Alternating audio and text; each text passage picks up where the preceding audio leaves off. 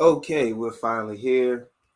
NBA finals start tomorrow, 9 o'clock. I think That sounds right. 9 o'clock tomorrow. The NBA Finals Game One, Golden State versus the Boston Celtics.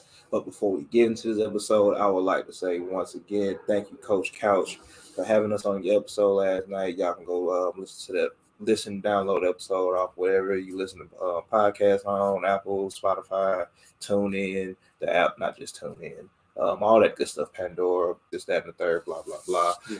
But we're finally here, and I feel like this is a matchup that most NBA pundits, talkers, fans have been waiting on for at least 3 years, 4 years, 2018 probably. Yeah, it's been one that people thought could happen for a while, right? For sure. So For sure.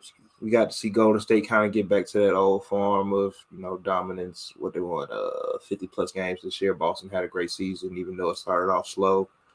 And I think we got a couple defensive players. We got a couple all defensive team members here. We got a couple all NBAers here.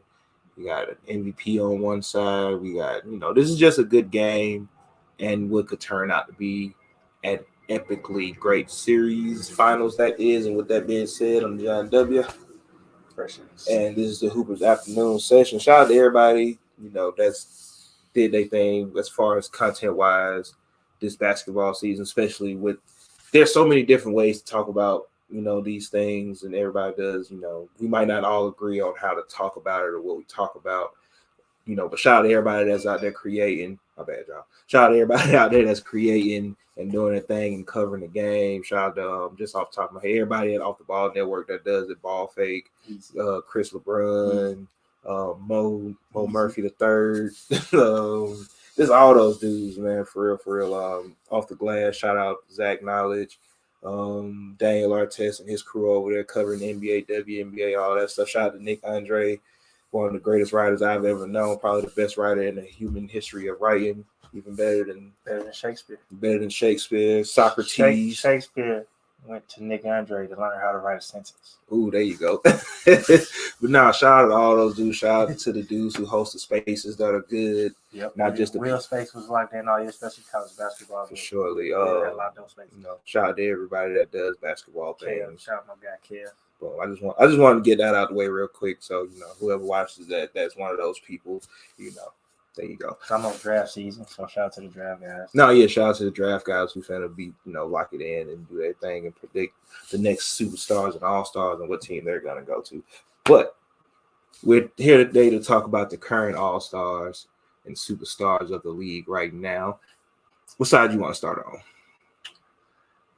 Let's start with the new guys. Let's start with the new guys, which is the Boston Celtics, which is Al Horford. I feel like Al Horford is the only player on the team that's like 8+ years in. It might be somebody else, but I feel like he's the only player on active. He's on a real vet, man. I don't know how many years. I feel like Tyson's a vet. But I'm not too sure, right? Marcus Smart got some years on him. And Jaylen Brown's like a year apart, though. In the league? Yeah. Well, I guess it's because he's old. Yeah, he just he came out as a sophomore instead of a freshman. Yeah, Horford is definitely like the big vet. Right. But like I said, we're going to talk about the Boston Celtics first to get this thing kicked off. It's been a while since – it's been a while. Boston Celtics last went to the NBA championship 12 years ago. We all whole new era of basketball right now. Basketball isn't even played like that anymore. We've seen the Boston Celtics go to the conference finals plenty of times over the last 5 to 6 years. Jaylen Brown's been to, I think, 4 of them in 6 years. Jason Tatum, they've been in game 7s. They've been close. They've almost had their chance to get there. Brad Stevenson was the head coach at the time of those teams. Outside of Brad Stevenson and Ime, what's the real big difference between this Celtics team this year and those ones of the past that got to the conference finals but never could get over the top? For one, health was on their side this year. A lot of people forget that they finished where they finished last year because of injury. That kind of gets overlooked. People just kind of championed that they were 11th and now they bounced back or whatever. But they were where they were because of injury. Right. So health this year, I think they finally figured out make decisions as far as with where they're going with their point guard, because they bounced off the point guards for a few years. So finally settling on Marcus Smart, saying he's going to be the one to lead to the team. For sure. And then you always get better with age, and I always love players that come off of. I'm still right with this. Players coming off of playing in the Olympics. I know they started off kind of slow, but Jason Tatum, he plays some important basketball for Team USA, and is leading into his first All NBA season. First time he wins some MVP talk. All NBA first team? Oh, first team. Yeah. I thought you meant like this All NBA. No, this is first time he All NBA first team. Oh no, he ain't never been especially with KD and LeBron. No, you're right. So, just adding those years, and you said besides I was gonna say, because I think I might be one of the biggest differences, because they've always been a good defensive team. Absolutely. But it feels like they really locked in more with Ame. Especially, they went through their adversity at the beginning of the season when they were trying to figure things out, mainly trying to figure out who was going to make for them, right, and things like that. But once they kind of figured out that they just needed Jason Tatum and Jalen to kind of expand their game with that, Jason Tatum in particular, I think it also helps that even though he's always kind of been the guy, I feel like it's firmly been confirmed that like Jason Tatum, we're playing through him, we go through him, he's our number one player, and then Jaylen Brown is like right next after that. So combination of those things.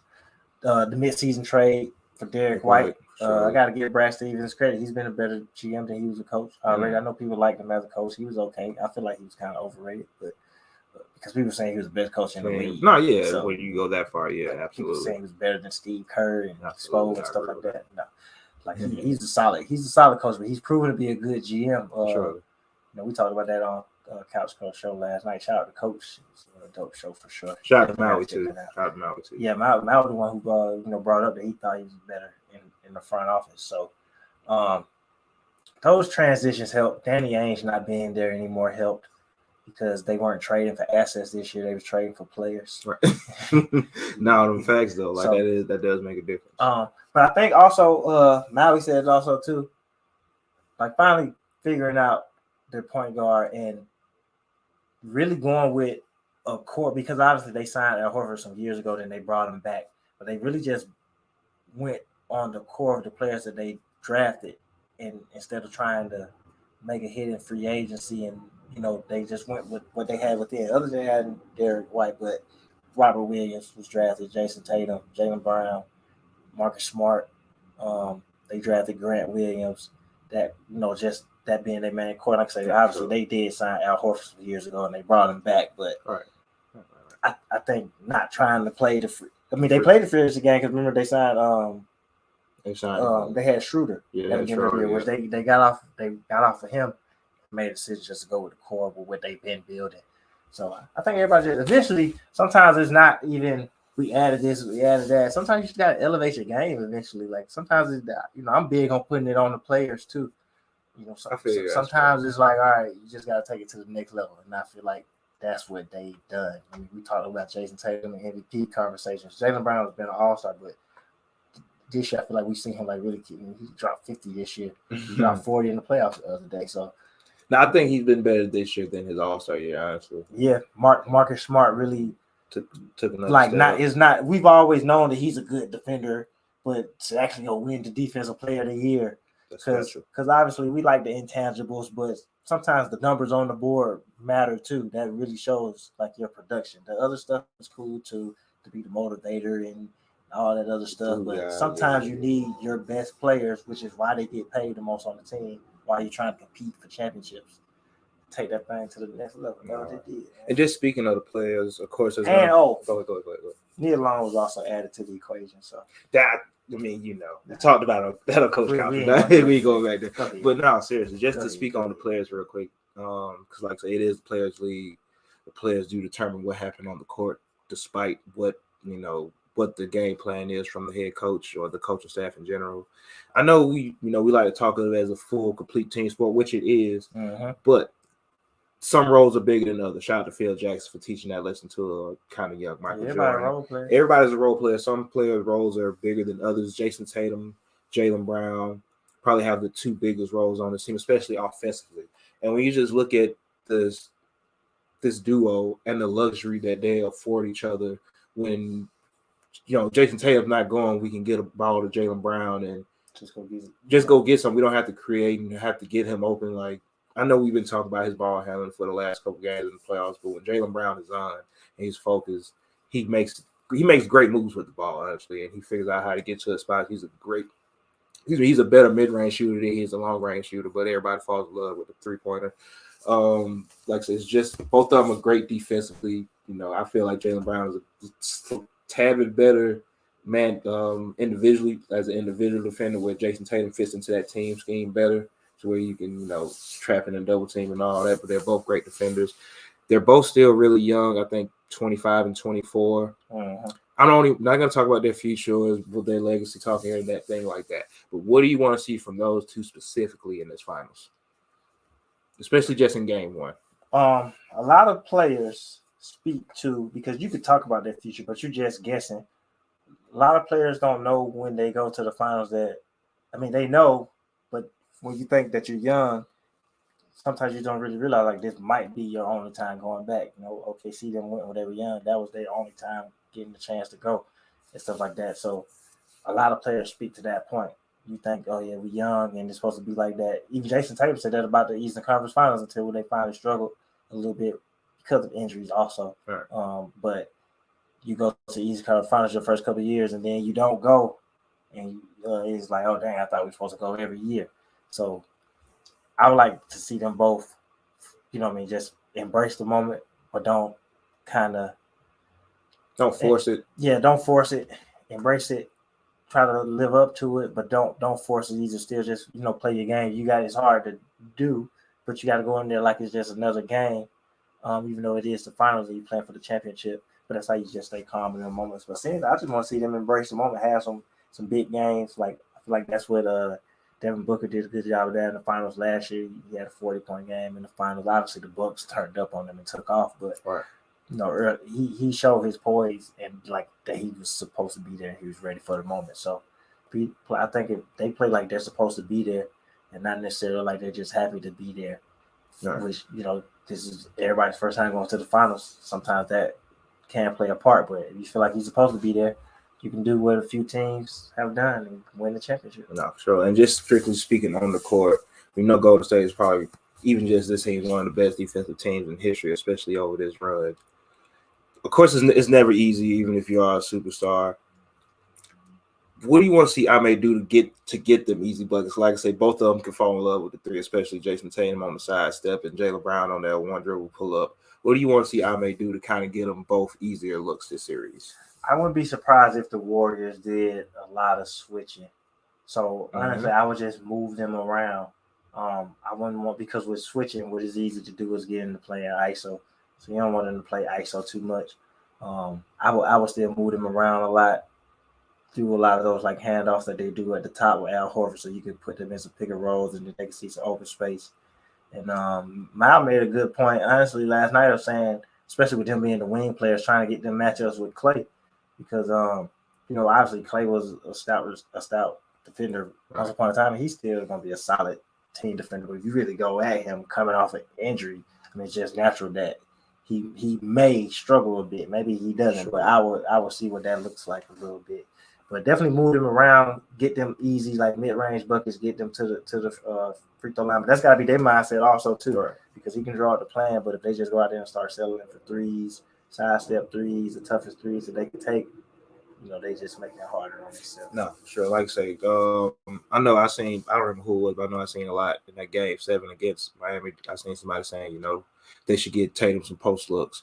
And not even necessarily just, I think when people say post, they automatically go, why would you want them down on the block, whatever. But I don't think enough players take advantage of just the elbow spot, especially with the spacing you get, especially when you are a bigger wing player. You can find shooters, and it's going to be shooters on the court with you. I would like to see Boston play both of them right there, so especially with Jaylen Brown, who I feel like is important in these series where you play against good rotating defensive wing teams, because somebody has to get to the lane from the perimeter. I feel like he's the player that's going to – and I feel like he's done that in every series where they need him to do that.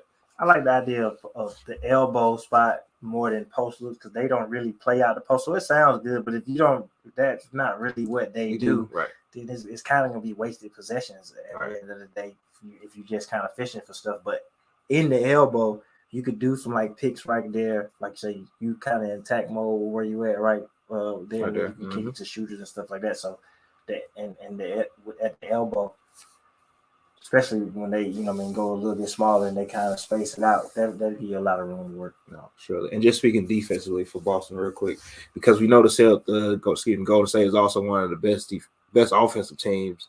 Just over this, their dynastic run. Boston is a switching team, they're a switch heavy team, but we know they also do have great individual defenders. What do you want to see Boston do on defense to kind of make it tough for Golden State? Honestly, they got to do what they've been doing throughout the playoffs. It's really still kind of be physical with them because, Steph is gonna move around a lot, and even Clay, he's gonna move around a lot coming off those picks and stuff like that. So you got to do the same thing with them, like what they did more so with KD because he isn't on. I mean, he's on the ball, but they move him around a little bit more as far as putting him on the post and stuff. Obviously, a much taller player, but just the bumping him when he's trying to move, throwing him off his path. That's the best thing you could do with Steph. And it's a matter of if you're going to be able to get away with certain bumps with the refs. But yeah, definitely with Steph and Clay, I'll be bumping them everywhere they go. Make sure they feel your presence on the floor because they can go. That works a little bit more to their favor now. Obviously, they were able to do that. They're gonna play physical because that's how they play. Right. But I feel like Miami and the Milwaukee kind of embraces the physical play a little bit more. You know what I mean? Giannis will play in the post. He's gonna dunk on you. He's going to the paint. Right. Miami, that's just their brand. That they're gonna be physical. They're gonna be tough. And not that the Warriors won't be tough, and not even that Brooklyn is tough, but they're both more finesse teams. So I feel like they can bring some of that back out for them because they don't. I mean, Steph doesn't want. He's Steph Curry. He can handle anything. First of all, but he prefers you don't bump him. While he's trying to get his spots and stuff like that, just throwing him off his path. No, for sure. It gets them, especially when because when they start getting away with certain ones that could be calls, because sometimes you can get some, get some sneaky ones in there. Sure. Them the ones that really throw you off for sure. So just be physical with them. No, yeah, I definitely agree. Because I don't think Golden State was never the most physical team. Like they didn't necessarily not that they didn't want to be touched, but they didn't necessarily embrace the physicality, even when they were winning championships. Like they were just better than other teams. So I think I also feel the same way. Boston can get back to some of that, being not super physical, but getting away with some of the extra physicality. Because Golden State is still a perimeter-oriented team, regardless of who's on Jordan Poole, Clay, Steph. Regardless of who they're bringing in, they're going to be – Draymond Green's the only person that's crashing the basket just off instinct, and that's he looking to pass, honestly. And with that being said, because that's what we know, Draymond's going to be looking to do a lot of all that coming out of the pick and roll. Do you think Boston length on the wing is going to bother some of those passing lanes that Draymond's going to be looking to, even in the dunker spot down there to Kevon Looney? If any team can bother him, it's them, especially because you still – I think Robert Williams, Simon Lord, and Al Horford are going to be able to play a lot. So they play very good fundamental defense, arms up and things like that. And I think they're going to dare Draymond to shoot, so they're going to be expecting it. He's not going to be able to just pass the ball, I don't think, against Boston. They're going to make him at least try to be aggressive as a scorer. And from there, if you get in the paint, then you can drop off some lobs and some passes there. But I would make Draymond average 15 to 20 points. Like I would literally leave him. I get what you make mean. him shoot the ball. I definitely. I get. He probably won the average 20. But that's but the mindset would be when Draymond come off of them, I give him a layup, like let him know I'm not guarding you. Shoot the ball. You gonna have to shoot the ball. I'm guarding everybody else. I'm guarding the dunker pass. I'm guarding the lob that you trying to throw to Kuminga. I like the little play that they run where they use like they set the pick, they hit Draymond, and then somebody cut and he throw the lob. That's a nice little play. Draymond gonna shoot the ball against us. He's not throwing that lob at Andrew Wiggins' back door against us. He's gonna have to shoot that floater, or he's gonna have to shoot with the backpack from the top of the key. Like I would make Draymond score the ball. No 7-7-7 games. No, I think that's a really important fact, and I don't think nobody has mentioned that much. Like once you give Draymond one option, that's either like say shooting that little bunny floater, which he doesn't necessarily want to shoot, or shooting that three coming off the fade, or the all the pop off the pick. It's gonna be there for him, and Boston is gonna give him that shot a lot of times because they don't think he wants. They don't think he's gonna make it. And they don't think he wants to shoot that shot, which throws off the timing of Golden State's offense if he isn't looking to be aggressive in the shooting matter, like especially if the shots are there. And honestly, I wouldn't care if Draymond did make it because that's not how Golden State want to play. So if you start looking up and Draymond is your third leading scorer, it's like, all right, something's wrong. That's even like what I said in the Miami series. Jimmy's big games are nice, but Miami don't play with Jimmy scoring 40 points, shooting 30 shots. So when they really started getting into that, it's just, I mean, which he had to do because other people aren't scoring. So, right. I mean, what you gonna do? You're gonna shoot the ball, but Boston has already seemingly made teams play the way that they don't want to play. And I don't know if they're going to go as drastic as I'm saying is making Draymond be a scorer, but I think they're definitely going to try to put some stuff in play where they're going to make Golden State do some things that they don't want to do. No, for sure. And then going on, flipping to the other side, like I said, Golden State here, not necessarily legacy talk, but they are looking to kind of not validate, but this kind of put the stamp on their dynasty talk. It'd be, fourth championship. Or even just to keep it going. Absolutely. Or to keep it going. You're absolutely right. The core is still there. I don't think people realize Kevon Looney is also a part of this core that belongs to Andre Iguodala, Steph Curry, Clay, and Draymond Green. Steve Kerr is the coach. What are you looking for Golden State to come out and do in this first game?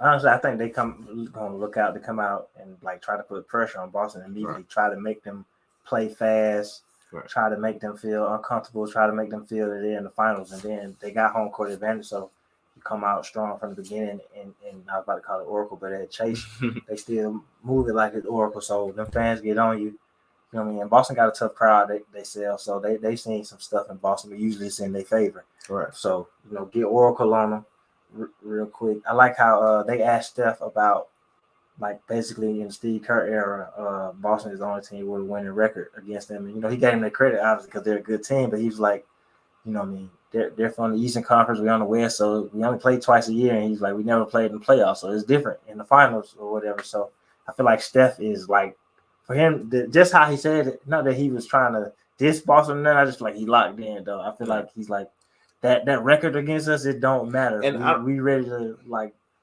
I think they're gonna come out and try and win in 5. Honestly, I feel like it could go 7, but just with the experience of Golden State and just how it goes sometimes with these younger teams, especially playing. I've asked everybody, and 2 teams that have come up is the Pistons team and the Bulls team, Jordan's team, and Billups, Ben Wallace team. But those are years apart, so maybe it's time to do it again. But it is rare that a team with so much championship experience and coming off a finals a couple years ago and have won some, plays his team with nobody that's been to the finals, right? And they lose that series. It rarely happens. No, and just speaking of stuff, like you say, I think when statements like that are made, they always go back and this is going to be on the board for the other team. I don't even think it's Billboard material because he ain't really dissing. No, I look at that when that statement, I look at it as a media statement. Like y'all put more on a regular season record, even though we haven't ever played in the playoffs and the championship. That's the only time we could play is in the championship. We played 2 games the season. Right. But just speaking of Steph, who of course around final time when Golden State is in it or when Golden State isn't in it, the talks about him and his career always come up and it always gets a little sideways. Don't necessarily have to go there, but of course, I know you know who Steph is, and you're not gonna say what it does for his career, just as determining his legacy. But what does winning a 4th championship just mean for Steph? Just not in the NBA, not compared to this player, that player, but what does it just mean for Steph, honestly?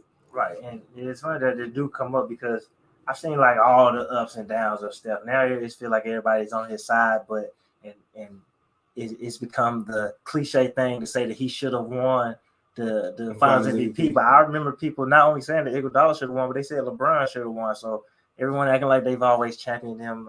Cut it out. People didn't like that Steph was taking over the league, that people was trying to play like him. People were scheming to stop him. And I just think getting back to this spot just shows it solidifies, if nothing else, his dominance as a player, the legitimacy of him being when he was winning his MVPs and there was talk of him being the best player in the league. It legitimizes that. And I don't think I already have Steph top 12. I don't know if I got him top 10. If you have him top 10, I'm not mad that he's top 10 or whatever. But I don't think this championship, this one in particular, doesn't change where I have him right now. But it just keeps adding so he can continue to move up because you win this year and then you win next year. Now all possibilities, but next year that's 5 if you win this year too. But you start getting into 5 and it's like, all right, now you are moving up the rank. So it just puts another notch in his belt and just solidifies their dominance overall and what it means when he's healthy on the floor because he was healthy last year, but obviously nobody else was. But him being healthy on the floor, he was still one of the 5 best players in the league because people are doing their top 5s. They've been doing their top 5s, and Steph ain't been in people's top 5s. Even when me and shout out to X, we was doing the top 5 and just doing names real quick. And I started the season saying Steph was top 3 to me. But we forgot him off the top 5, and we went back like, how did we forget Steph off the list? Because you just get in. That was our moment of even some recency bias. Right. But we had to check it real quick. Steph's still a top 5. No, like I say, I don't necessarily do a 1 through whatever. But if you ask me, not a 1 through whatever. But you say we just left him off the 5. I always like I say, it wasn't even an order. I don't care what nobody say. I don't care what happened this season, how their season ended. As long as they're in the NBA, just real quick, fear off real quick. As long as they're in the NBA, LeBron, KD, and Steph are top 6 players. Whoever in that top 6 will start averaging 18 points. Until they get to that point, right? Until they get to that point. None of them is whoever the other 3 are, in whatever order y'all have them in, y'all give them that order. I don't care. But those 3 players, until they average 18 or less points or retire from the NBA, are top 6 players. But back to the finals real quick. Easily. Another person in this series who can kind of solidify their career is Steve Kerr. Because as I mentioned on Coach Couch last night, a lot of people have had, even Golden State fans, have had their complaints, small, minor things that they wish he would do differently. A 4 championship as a coach puts you in even more rare category than it does as a player. Because when you think of coaches with 4 championships, it's really a smaller list. If you truthfully think, like, it might be bigger than I'm thinking of, but Red Auerbach Field, Pat Riley, Greg Popovich. Do Pat Riley got 5 as a coach? He should have 1 with Miami. Yeah, he should have 3. He should have 3. He should have 3 with the Lakers. He got 4. He got 4. And that's it. And when you hear that, Red Auerbach, Pat Riley, Popovich. Yeah, Phil Jackson. That's it. Phil Jackson. And when you hear that, and when you think about Steve Kerr didn't start off as an assistant coach, like he was a GM years ago and went back into the broadcasting booth and then became a head coach. When you see that, and you just look at where he took this Golden State team, who was already a playoff team. They made the playoffs twice before he got there, and they were you could see them bubbling, but we could also see the stagnicity in their team. How do you view Steve Kerr's career up to this point as a coach? For one, I feel like Steve Kerr, you can obviously see he's a combination of the coaches that he played for in Lou Olson, Greg Popovich, and Phil Jackson, who are all coaches that demand the utmost respect and are viewed as coaches, but they're also partners with their players. They understand that their best players are the best players, but still find a way to coach them, connect with them. Phil Jackson used to do it through books. Pop did it through different film sessions and connecting on a life level. I don't know the history of Luke Olson like that, but everyone that's played for him that I know of, Jason Terry, Bibby, Michael Dickerson back in the day, Richard Jefferson, everybody speaks really highly of Luke Olson. I don't know his pedigree. I just know he's a great coach. He was a great coach at Arizona or whatever. But you could see that combination of all of them in him, how he uses ball movement, him being a key role player on all the teams that he played for to win championships as a player, which he won 5 as a player, and him understanding how to use role players in certain moments.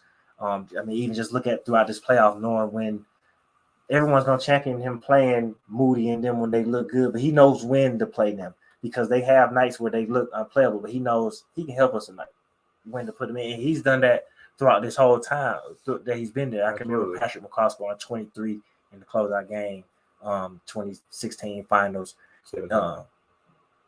16 with the first one that they won with KD. 2017 finals. 16 they lost. 17 finals or whatever, and knowing when to insert him, knowing when to play Ian Clark or whatever. And then just overall his connection with his best players because, like I said, he played with the best player of all time and at the time, probably the best player in the league. Good argument for the best player in the league, and Tim Duncan, and knowing how to connect with them and stuff like that.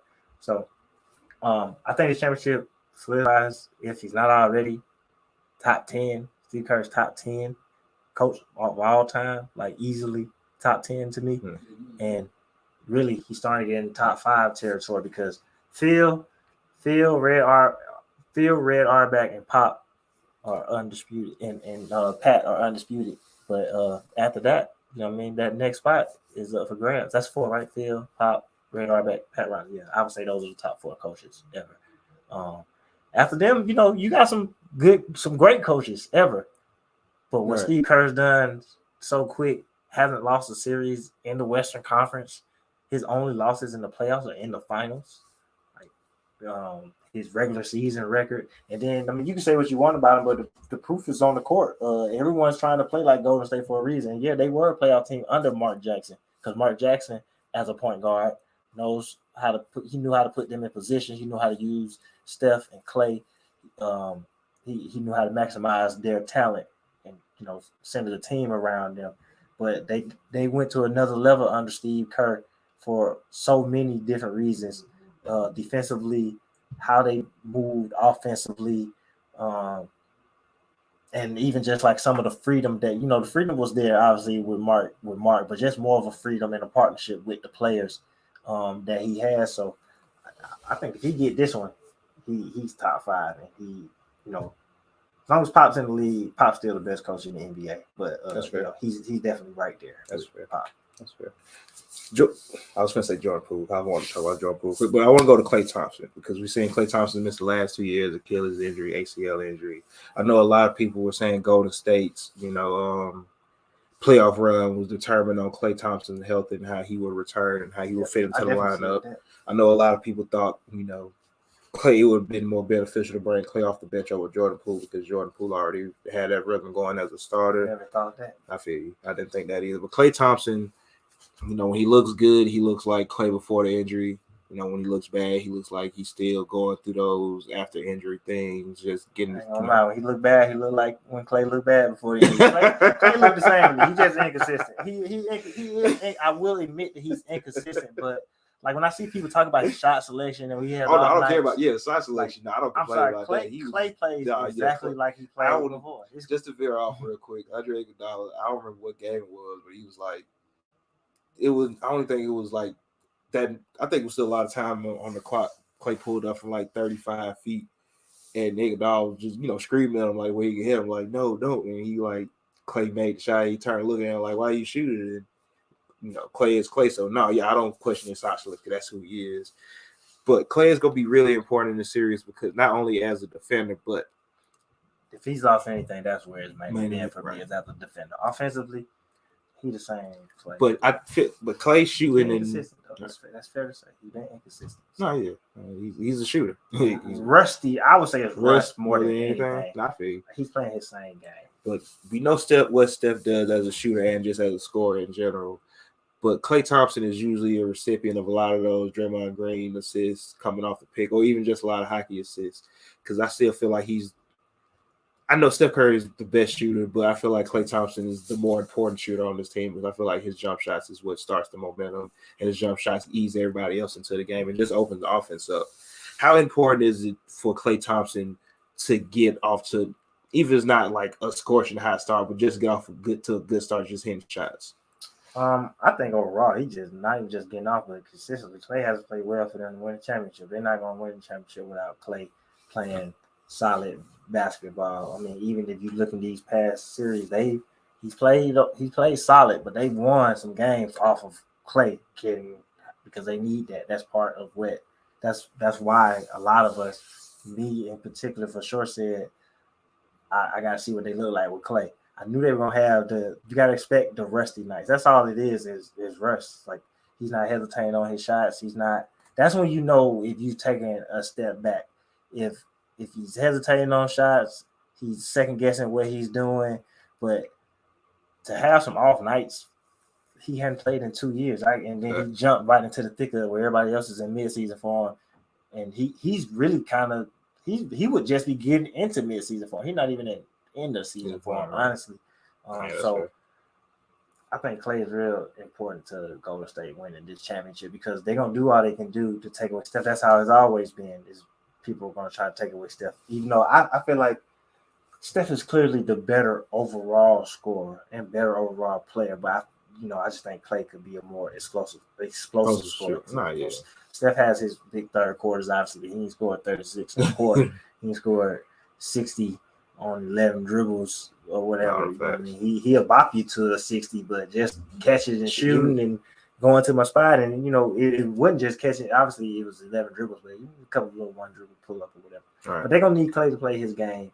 And the emergence of Jordan Poole just helps with his inconsistencies, obviously, because some of those times when he's not falling, you can combine their points and it equals to, a good amount or whatever. But Clay important too. They're going to need Clay to be solid for sure to win the championship and to have one Clay game, 5 threes, 6 threes, and they good. It could be 5, game 6, whatever. They just need one Clay game, and I think they'll get one. Right. Like I said, we don't do predictions over here. We're just hoping for it to be a great series, whether it's close or not, regardless of how many games both teams win. We just want to see a great series. And before we get out of here, I forgot to mention this the other day when I saw it, but shout out to the NBA. Half the coaches in the league are black. Just want to say that real quick. We got a black head coach in the finals this year. We had one in the finals last year. I don't think we had one in the finals the year before. But, shout out to the NBA and showing that. Last year, who was last year? Monty Williams last year. Who was the finals the year before? That was Lakers, Miami, so not the year before. Not the bubble championship, and then the year before that would have been. Steve Kerr, Nick Nurse. So, back to back. Right. And like I said, shout out to the NBA because I always felt like they would have, regardless of how we feel about some of their officiating flaws and some of the stuff they do, I feel like the NBA has always been the most progressive league when it comes to that because the NBA isn't about the league. It is about the coaches and the players, coaches to a smaller extent. But I feel like outside of certain, coaches and managers in football and baseball, I feel like more basketball coaches are known in general. Right. And obviously the majority of the league coaches have always been white, but I feel like a couple of years ago, it did get bad. Like we got down to like 2 or 3 black coaches, but black coaches I've always seen black coaches in the NBA. So it's always been a thing and not just on like some affirmative action type of thing. Like obviously it's harder to get in. And once you get in, they do kind of recycle the same ones. Like I can admit all that, but it is not unfamiliar or crazy to see like a black coach coaching a team or even like a majority black staff in the NBA. Like it's happened a few times or whatever. So the NBA definitely has always been the most progressive. And when you think about even just sports, as far as rule changes, with a lot of these crossovers and step backs, a lot of this stuff would have been illegal 20, 30 years ago. And the NBA is real loose when it comes to certain and I think that's just catering to the players. Honestly, the NBA has always been the most player progressive league, most league about its players, champion its players. So shout out to the NBA. Shout out to Darvin Ham. He's the latest black coach. I think he's gonna do a solid job with the Lakers. I think so too. I think he's gonna be a good. I forgot that he was an assistant with the Lakers. That was his first job in the NBA, was an assistant with the Lakers. So kind of get to go back home. He was there from 2011 to 2013. So kind of get to go back. And championship? No, they would have won in 10. He went there when they won. Yeah, you're right. But no, his championship was last year with Bud. That's the only championship he got. Because he's with the Lakers and then he was in Atlanta, but he's been on Bud's staff for a while. So it's 2013. I think he'll be good for Anthony Davis. He's been really key. He was really key, especially after Jason Kidd doesn't get enough credit for giving Giannis the game as a point guard. He the one that tried to make him handle the ball. He put him at point guard to make him get better at dribbling and playmaking. Jason Kidd did that, but his defense was kind of unlocked by Darvin Ham. Honestly, like he worked with Darvin Ham a lot, so I think that he got to be healthy first of all. But that'll be good for Anthony Davis going next year. I'm gonna give Anthony Davis a chance. This season is over. It's done with. Anthony Davis is clearly a really, really talented player. Coming there next year, getting the offseason with Darnell, I think he can have a big year next year. Defensive player of the year conversation type of year. Right. But other than that, you got anything else? Just as always, first, make sure you go back if you didn't watch it last night. Go check us out on Couch Coach Live, NBA Finals preview. Shout out to Couch Coach. Definitely a fun occasion. Shout out to the Off the Ball Network. Of course, we here every Wednesday, sometimes at 12, sometimes at 1, just depending on the day. Every Wednesday for the Hoopers Afternoon session. Off the Ball Network's Facebook page, the Hoopers YouTube page, and the Hoopers Twitter page. Make sure you subscribe to the Hoopers YouTube page. So if you missed this, you can go back and watch it. Just go to the Hoopers Pod, search the Hoopers Pod on YouTube, hit the subscribe, like some stuff, comment some stuff, watch some old stuff. We definitely got some new stuff coming. Actually, it's gonna be a cool summer. We're getting the summer content ready now. I'm trying to do some. Some of it is different. Some of it is just kind of remanufactured. Everything's just remanufactured nowadays. I'm not gonna say it's different. I hate when people say it's different and it's not okay different. We okay with the cliche because we gonna put our spin on it. We just gonna remanufacture some stuff that we thought was cool, put some dopeness on it. So follow YouTube, subscribe on there. Anywhere podcasts are available, search the Hoopers Pod, Google, Apple, Spotify, iHeartRadio, coming soon. The title. Once we get the Jay-Z plug, we're working on that right now. All right, I'm John W. It's Fresh X. And this was the Hoopers Afternoon Session.